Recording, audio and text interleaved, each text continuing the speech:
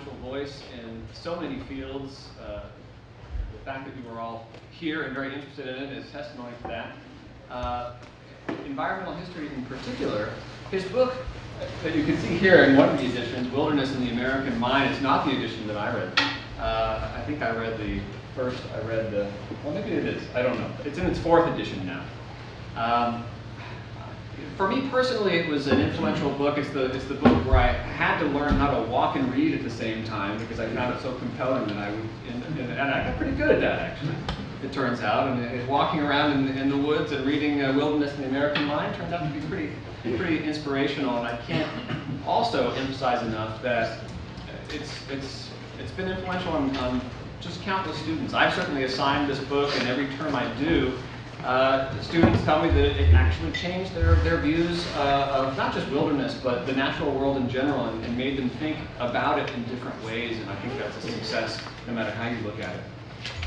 So just to give you some background here, Rod Nash published this book in the late 1960s, and he was saying yesterday that it was really a fortuitous time because the Wilderness Act has been passed in 1964, and so wilderness was on people's minds already. So it's a good title, I guess, in American it wasn't just a book, though. It was also the beginning of a new field. He taught the first environmental history class at UC Santa Barbara. I can't remember the year that he did that, but it was around that time, late 60s or 1970s. And at UCSB created the first, I believe, the first environmental studies program. So a very influential voice, and later went on to be very interested in the rights of nature, and in fact, wrote a book about it. So also, I should mention, as people tend to do, that he walks the walk in addition to talking the talk, and that he gives tour guides in the Grand Canyon. And these are not just tour guides where you go and you sort of point to the Grand Canyon. I'm capable of doing that, but actually knowing your way around the canyon and what is this, sort of day-long, week-long? 2 weeks. 2 weeks. Okay, so he knows what he's doing, is what I'm saying, which a lot of people don't, include myself. Anyway, without further delay, let's welcome Rod Nash.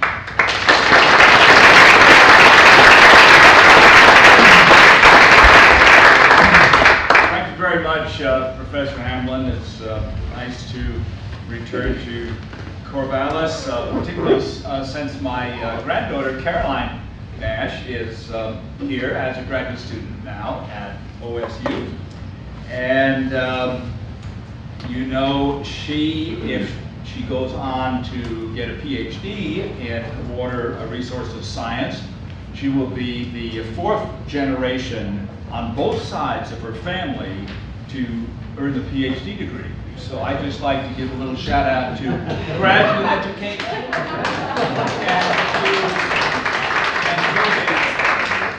to find people who teach it and to find people who take it at an outstanding university like this. It's great to be around this kind of enthusiasm. I'm also honored to give this talk as the opening or keynote talk in the Alpine Environments Workshop, which is what is going to happen tomorrow at 2 o'clock, right, Robert? Yes, sir. 2 o'clock. And I'm very pleased to do that. I'm not specifically addressing the issue of climate change in this talk, but I probably live higher in elevation than anybody in this room. I live at 9,100 feet in a small town in the Colorado Rockies called Crested Butte, big time ski town. And when I left Crested Butte on Tuesday morning, the temperature was 30. What do you think of that? Not so impressive, huh? 30 below. 30, negative 30. When I landed in Portland, it was 37. So 67 degrees difference. Nothing works real well at 30 below, including your ability to think. So yeah, that was a heat wave that I came to here. What we're going to do is talk a little bit about the origins and definition of wilderness. It's an important subject. We're going to have a little fun with some slides. And we're going to take a serious look at some environmental ethics problems and at the future. And then we may have a little time for some questions and answers. So I usually like to start by seeing what kind of people I'm talking to. How many people can hear me right now? How many people in this room have climbed Mount Rainier? Climbed Mount Rainier? 2, good, good. How many people have rode through the Grand Canyon on the Colorado River? Nice, nice. If you haven't done that, get out there and do it as soon as you can. That's the kind of tour that the professor said that I lead through there, and I'll have a couple of slides about that in a few moments. Let's talk a little bit about definitions and origins of wilderness. The word will is a very important word in the English language. I've even heard Mike Riley use the word. He talks about taking away their will in the 4th quarter. You know, we have a term that we call a last will and testament. We talk about free will, having your own free will. Will is a very important term. And to go from the word will to the adjective wild is that leap that I'm going to ask you to think about with me, because that's where wild comes from. Something that is wild is something that is self-willed. And wilderness literally means self-willed land that is not controlled, that has its own free will. When you break the will of something, you impose your will on it. That could be through agriculture, that could be through control. When you break a horse, right, what you break is the horse's will. Horse doesn't want to carry you around. Forget Robert Redford and that horse whisperer. Doesn't want to really carry you around. Likes to run free of its own free will. So breaking a horse, whether you whisper to it or whether it's a little more brutal, is what you do to impose your will on it. So when we impose our will on the land, you know, we create control. We create something we call civilization. We draw lines on the land. We draw lines in our mind. And look over here for just a minute at this diagram.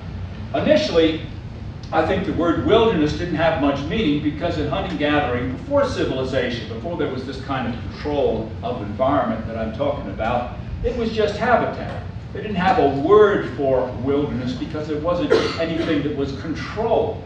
They were hunters, they were gatherers, they lived as wild creatures and wild things, but they didn't think of themselves as that. They thought of it as habitat. We often think of wilderness and civilization this way. We have a wilderness area, okay, up in the Cascades, say, and we cross over, we park our car here in civilization, and we walk across the line into wilderness. That's sort of convenient politically and in terms of maps. But what I'd like you to think about is down here in this lower diagram, can you see that? Wilderness and civilization as influences or shades of a color. This square representing the environment, and these being influences within the environment, and these 2 arrows at the top suggesting that you can plug in to this spectrum at various points, depending on your point of view. Wilderness, in effect, doesn't exist in the same way that a mountain exists or a canyon exists. You can point to Mount Rainier and say, that's a mountain. Everybody agrees that's a mountain. There's no dispute over that. But everybody doesn't agree that a place is a wilderness. You know, I saw about 6 hands go up when I said how many people have been down the Colorado River through the Grand Canyon. I've done it over 70 times. When I go down there, it's kind of like being at home. You know, it's where I work. That's what I do, is run trips through the Grand Canyon. For you, it might be a good deal wilder experience than it would be for me. So that subjectivity with those 2 little red arrows is pretty important. And it suggests that wilderness and civilization are influences, and that those arrows and those perceptions can move as, for example, we experience human influence on climate, and we experience some of the issues we're going to talk about at the workshop tomorrow with climate change, begin to move further to the right in that control area. So civilization created wilderness. That's something to write down if you're thinking about it. Civilization created wilderness. We had to become civilized before we could think of things that were outside the village, outside the wall, outside of our control. And that began about 10 to 12,000 years ago, and we could begin to think of the wild. And once we started farms, we bet the farm on controlling the wild. And that control has been instrumental in our growth as a civilization and our population growth. So let's switch from that to this. Put that low button right here. Let's just put that low button on. Let's see how that does. These lights are going to drop a bit. This is the third edition of Wilderness in the American Mind. The professor was generous in his comments on the book. I think it's a good book, but I also think, as he implied, it's a very lucky book. A very lucky book. In other words, I invested in Apple when it was 50 bucks a share. This was a time when wilderness interest was cresting in the late 1960s, and I caught that wave. And so the book has enjoyed that popularity. This is a view from my bedroom window. I'm going to start with just a little brief biography. The view from my bedroom window for 18 years in Greenwich Village, Manhattan Island, New York City. I could look up and down, right or left, and not see a single living thing. I couldn't see the stars at night. There's no quiet in New York City. It's, talk about a linear left-brained environment, controlled environment. That's it. This is pushing pretty far toward that seaside of that lower diagram. And I was right down here in this, look, I got this toy here. I was right down here in this quadrant on 10th Street in Manhattan. City kids who appreciate the wilderness. Another city kid by the name of Theodore Roosevelt lived right about up there. So wilderness appreciation comes out of the cities. It comes out of the civilizing experience. When wilderness becomes rare and scarce, it becomes valuable. Basic economics, scarcity, theory of value. I was a lot like, you can't read that, but I know what it says. I was a lot like Otis and his friend who were talking to their parents there, and one of the kids says, Otis and I are opting out of your middle class values and the polluted environment. We're going to the forest to be raised by wolves. So what is this? What's going on here? Who is this? Romulus and Remus, right. The twins, people say, who are they? The twins who founded Rome. And the legend had it that they were suckled by a she-wolf, and that the greatness of Rome derived from that contact with the wild. And when Rome became over-civilized, a term that Theodore Roosevelt, for example, used, when Rome became over-civilized, it declined and fell to wilder people sweeping in from McMinnville or somewhere and wiping them out. So this concept of the wild being a nurturing influence was an extremely important one in American history. And as we began to lose it, we began to see a commensurate rise of appreciation of wilderness. The call of the wild.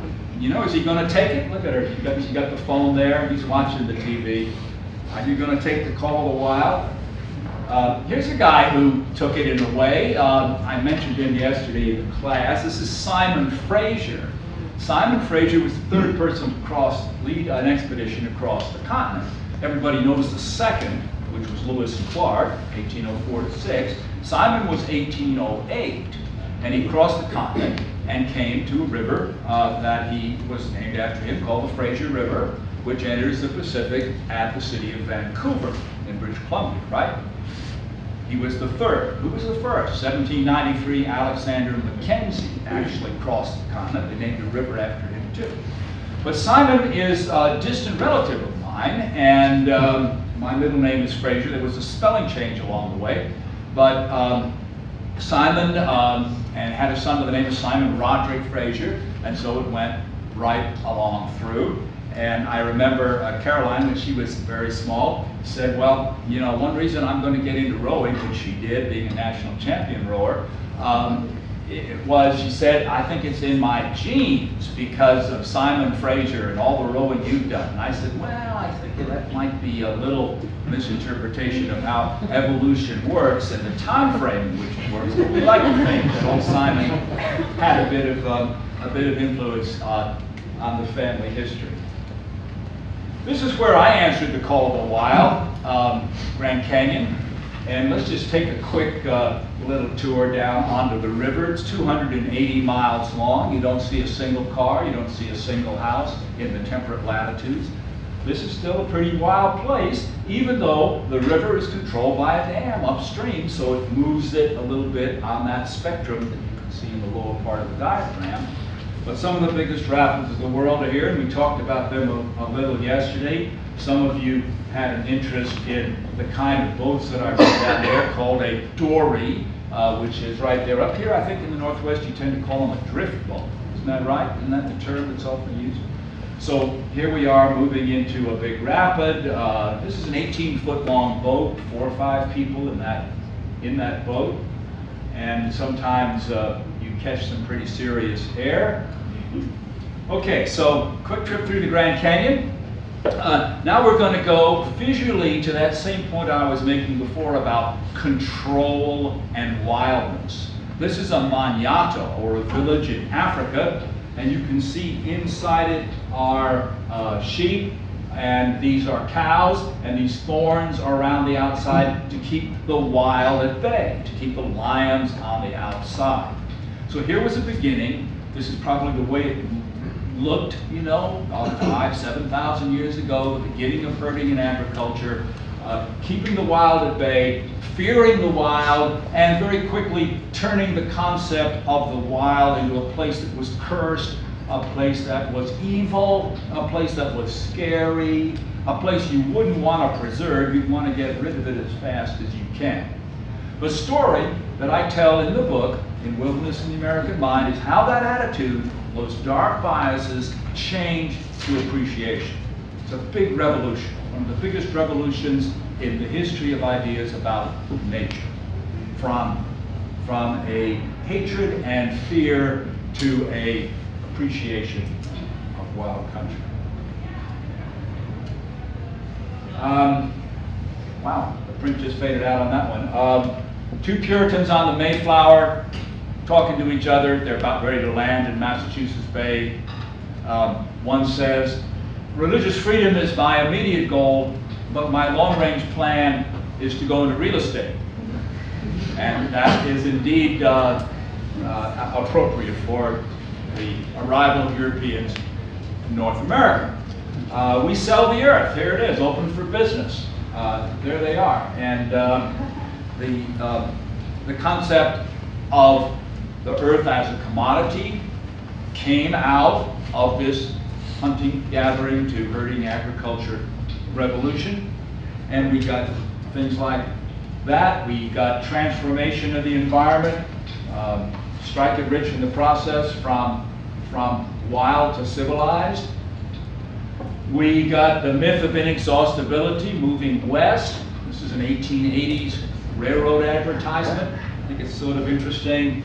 Room for millions of immigrants. They're not so sure about that in California anymore, by the way. But here they have plenty of land. And look at this. A climate for health and wealth without cyclones or buzzards. I think it actually says blizzards, but don't ask the Donner Party.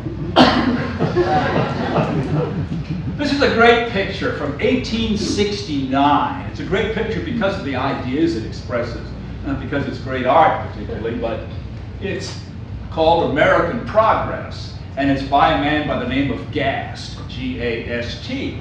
And you can see in this picture that we have Miss America here clutching in her hands the Bible and stringing out the telegraph wire. See it running like that? And here is the whole story of westward expansion. The big thing to note in the picture is that we're going from light to darkness. That the wilderness on the left side, here these are the Cascades, or the Rockies, and into them go, kind of hard to see it, go the buffalo, wolves, Indian tribes here. here comes the covered wagons, the stagecoach, the Pony Express, the railroad, which was completed, by the way, in May of 1869, the same year this painting was done. So here come the miners, the farmers along. And way over here, this is why I like this picture, you can see two rivers. That's the Hudson River, that's the East River, and that's the Brooklyn Bridge, just recently completed across from Manhattan to Brooklyn.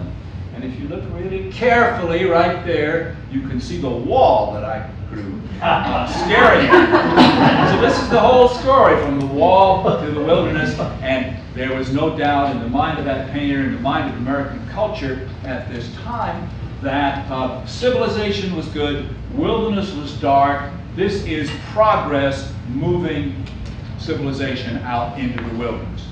1869. 3 years later, though, something happened that maybe gave a little doubt to that formula. The first national park, Yellowstone, 1872, where finally Americans began to say, hey, maybe not so fast. Maybe we need to protect a little bit of this old wild continent.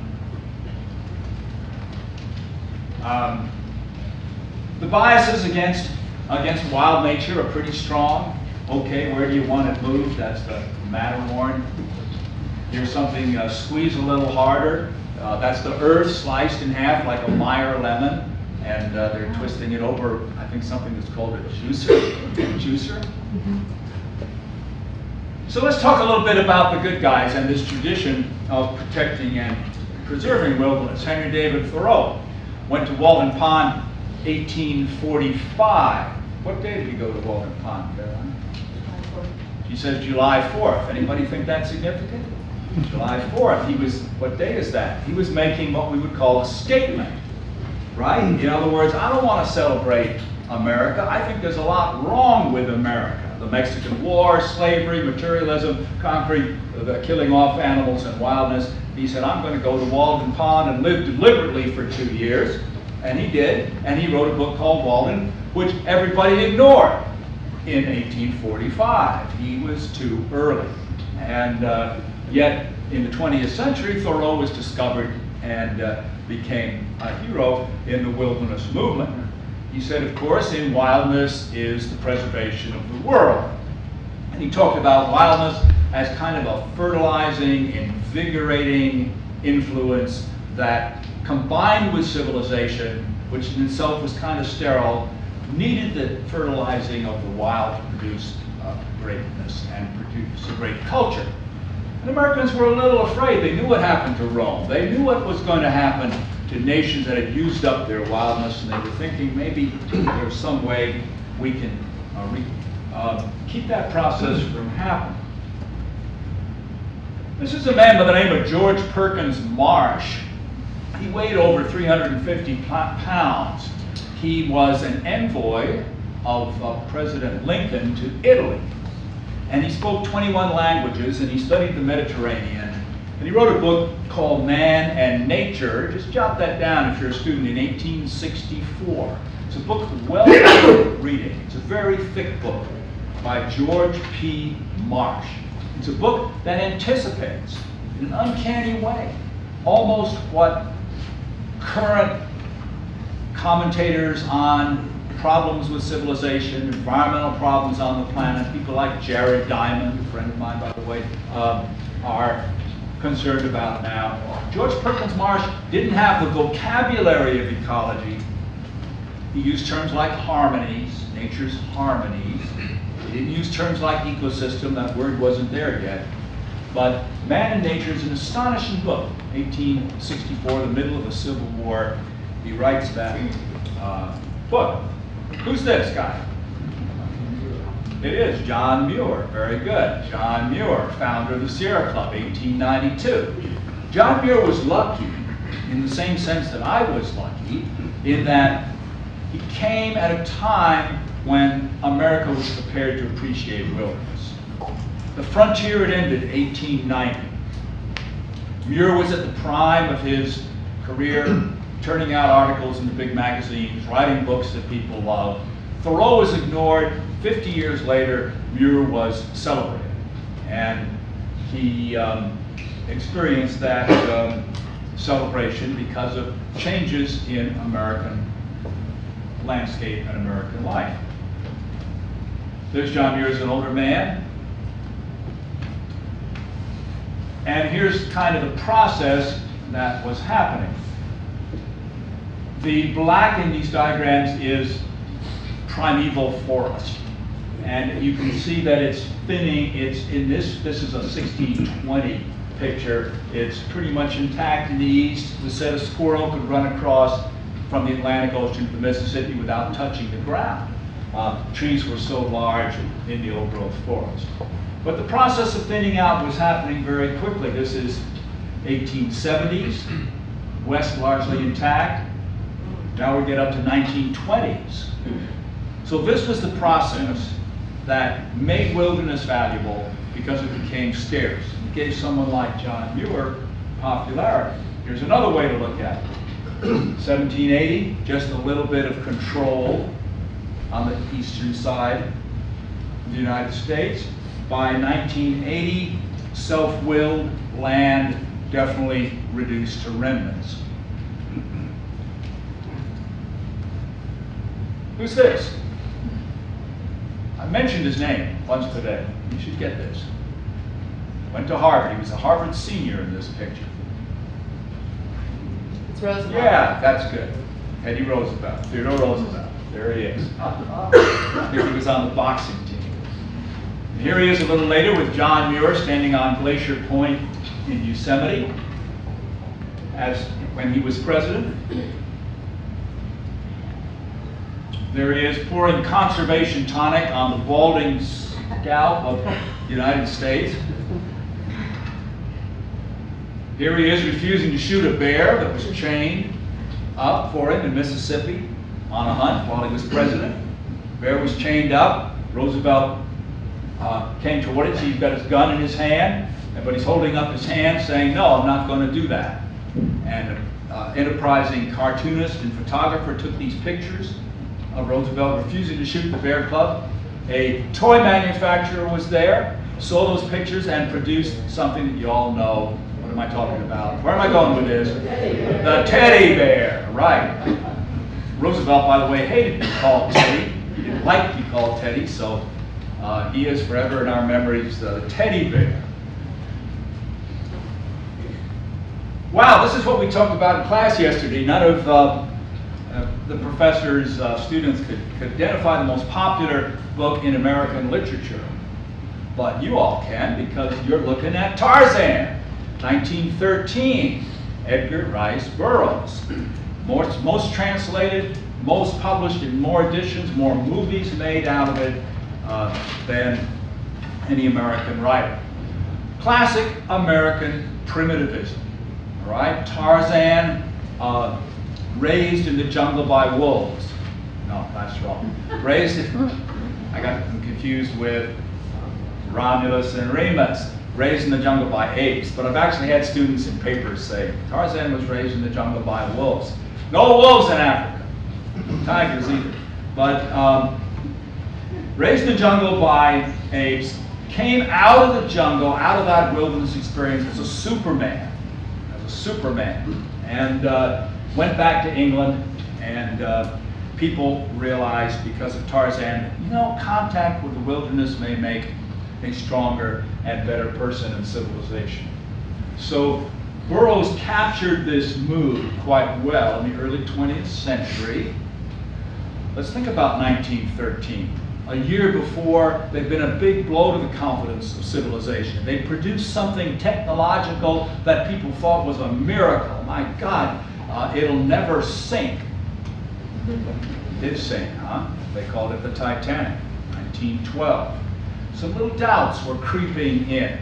Jack London wrote a book, 1907, called The Call of the Wild, about a dog that did much like Tarzan, was dognapped from a California suburb, taken to Alaska, and reverted to a wolf. And in London's opinion, was much better as a wolf.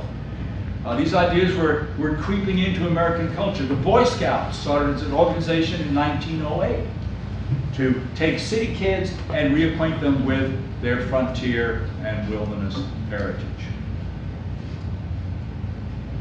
And people were turning to the outdoors now. City people going out there for fun, for pleasure, maybe led by John Muir right there. And everybody with their stick, everybody had been told to wear a hat. This is a Sierra Club outing from about 1908. I love these two ladies who are participating in the outing. You can see they have some very natty neckwear, their hats, their Sierra Club cups hanging from their belt. And you can maybe see this. This woman has her silverware tucked into her bootlace. You see that spoon? She's got a spoon there and a fork. Decided that would be a pretty good place to carry her silver on this camping trip. The whole idea of going out to camp for fun, pretty new. But by the 20th century, gaining some traction. But you might like to see in the rise of national parks. We had Yellowstone 1872, we had Yosemite 1890, the same year as the census said no more frontier. 1890 is a good date to jot down if you're taking an environmental history class. The ending of the frontier. What did it really mean? It meant the frontier line that had been moving west across the continent. Census said no mas, we don't have one anymore. That meant 2 people per square mile. That was considered frontier. And the line had moved out. You know, first it was the west side of Plymouth Rock, then it was Pennsylvania, then it was Indiana, Iowa, and finally they said, nah, we don't have it. And Americans said, wow, it's like seeing the first gray hairs in the mirror. You know, wow, we don't have a frontier. But this guy decided he'd go to Yosemite Park in 1890, established the same year as the ending of the frontier. Sierra Club established by John Muir, with John Muir as president in 1892. Interesting changes in culture right there. First professional football started in 1892 with names like Indians, Redskins, Tigers, Lions, wild things, right? That's what we do on Sunday afternoons, celebrate frontier heritage on the football field. I love this guy because he's parked 6 inches from a 2,500-foot sheer drop in the Yosemite Valley. See, he's got a piece of wood under his tire, and the American flag up here. That's half dome, and he's looking off into space, beatific smile. His girlfriend's kind of interesting. She's got her hands on her hips, saying, what a dork. Looking at it. It's a little clearer in the original picture. Thought you might like to see the first RV. Now here they are, coming rolling into Corvallis, heading to the coast. That's a sleeping bag, which is one reason people didn't backpack much then. But look at this, all tricked out, and they're going off to the wilderness to have fun. So this represented a big change. When they come to Yellowstone, they might go and watch the bears being fed. This wasn't done by some unfeeling, greedy concessionaire. This was done by the Park Service. Make a platform, let the bears come down and eat their food, and put up some bleachers, stadium seats, so people could watch the spectacle. There they are, the Final Four, NC2A, and eating the garbage. You eat it for breakfast, they eat it for lunch. Nuts, you know, but this was the beginning of people being interested in wild animals in very curious ways. This scene was done every day in Yellowstone. Feeding a bear your sandwich. But times changed, and now we don't feed bears anymore. In fact, you can get busted by this guy in a bear suit. See? Do not feed the bears. They've given him a little of their picnic basket, and he's writing them a ticket. So we are beginning to have some changing attitudes toward nature from these early, very anthropocentric days. This is something called a firefall. Anybody here ever see it? You'd have, hey, good for you. You'd have to be, shall we say, elderly, like me, to have seen this, because the last one was 1969. And they would build a big fire on the top of Yosemite Valley, am I right? Yeah. And somebody would yell out, let the fire fall! And they'd push it off the rim of the cliff at sunset. It would come cascading down into the valley. Everybody would go ooh and ah. And, you know, that was a big thing, done night after night after night. Till finally someone said, you know, maybe this isn't the right way to treat a national park. Maybe we should have a little more respect for the wildness that is there. Maybe we should go look for our firefalls somewhere else, like when a late February sunset comes into the valley, and off El Capitan, one of the big climbing walls in Yosemite, a small stream pours over, and for about 7 minutes a day, on about 3 days a year, it catches that light and becomes nature's firefall. So that change was an important one and reflected kind of a different understanding of national parks. Wilderness had become popular. People could even go out there and fall in love and toast their relationship with a Sierra Club cup. But look, he's carrying her peg. That wouldn't happen here in North Valley. Who's this guy?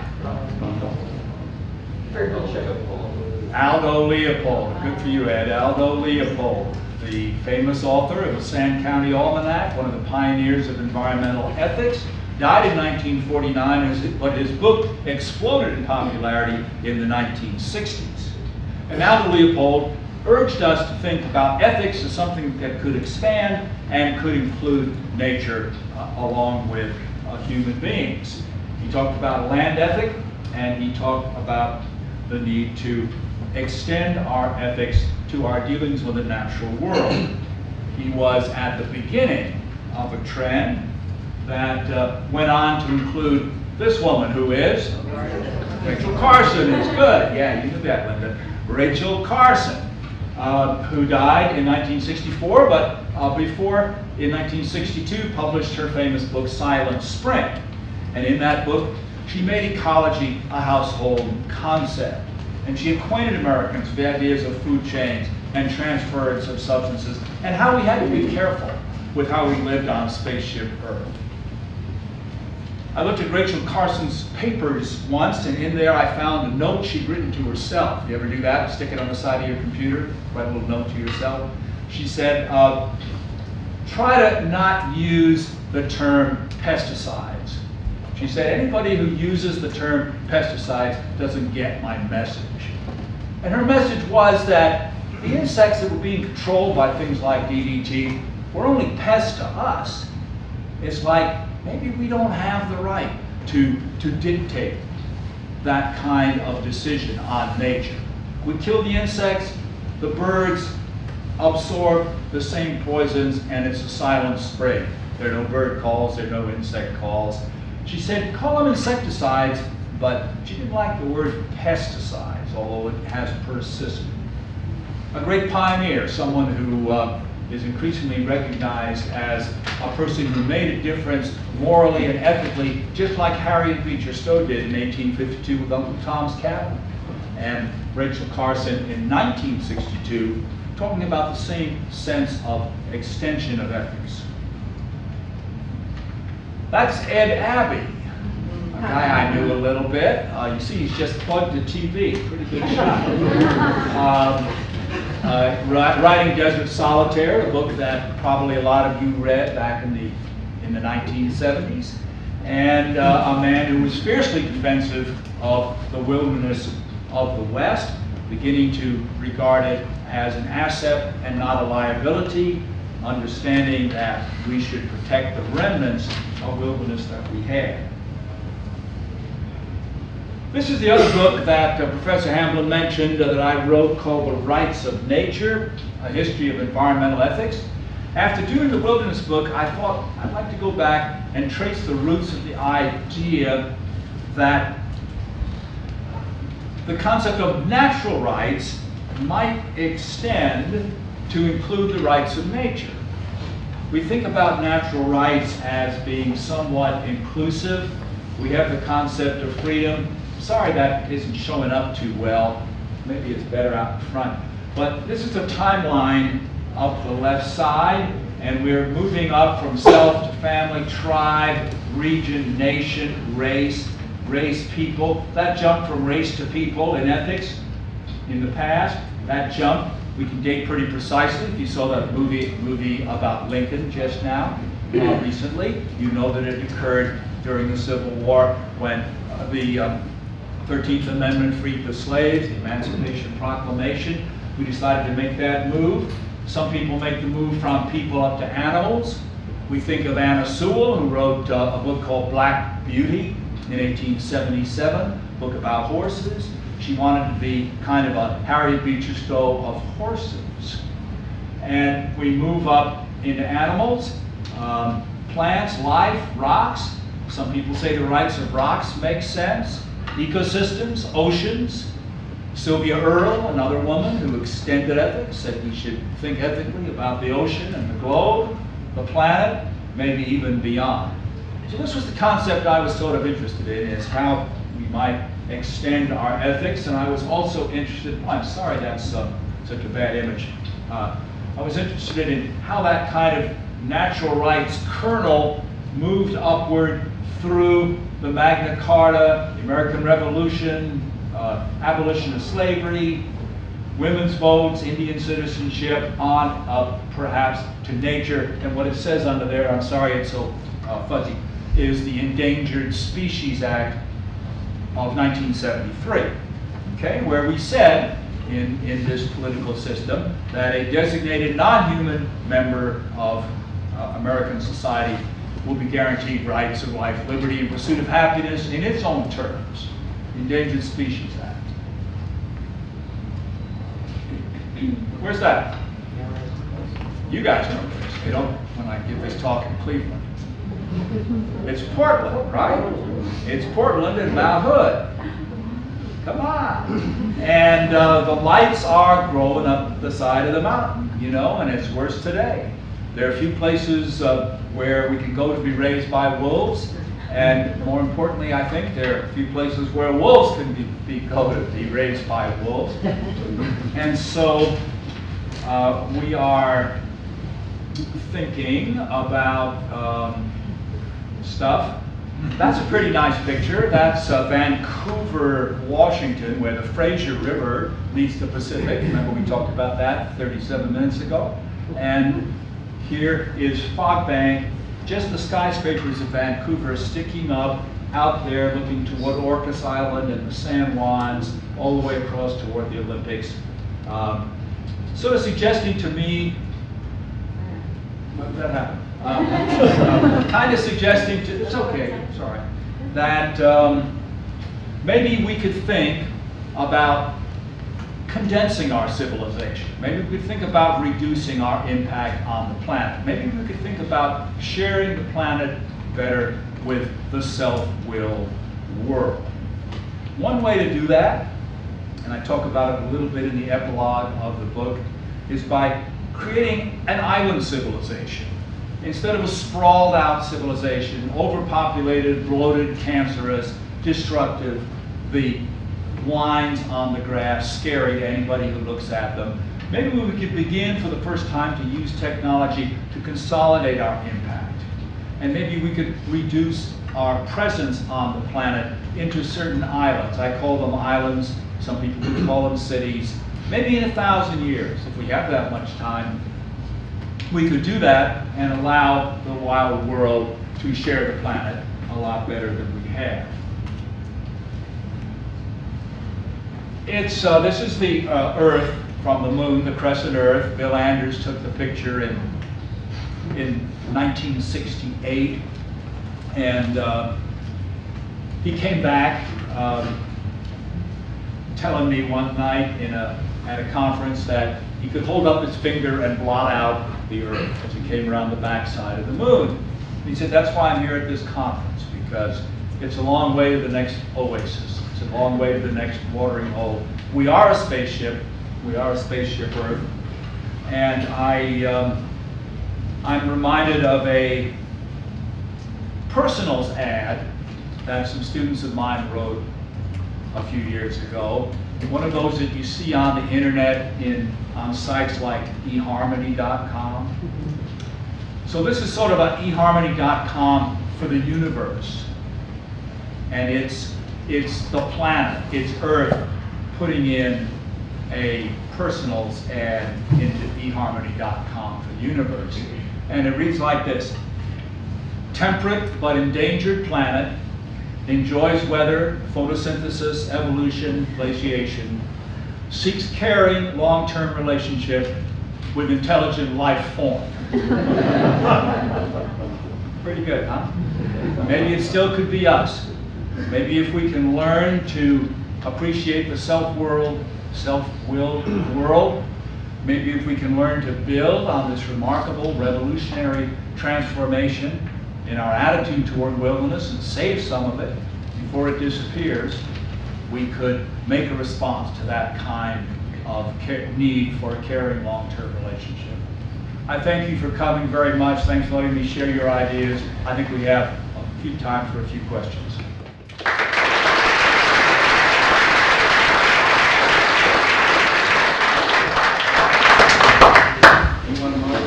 Sure, I'll moderate the questions. Anybody have questions? Or comments? Way in the back. Yeah, go ahead. Thanks for standing up there all that time. Sure. Great. How do you respond to folks like William Denman or some of the other geographers have shown that wilderness is, or argue that wilderness is really just a social construct from a Western European mindset, that people have actually populated these places for millennia in some cases?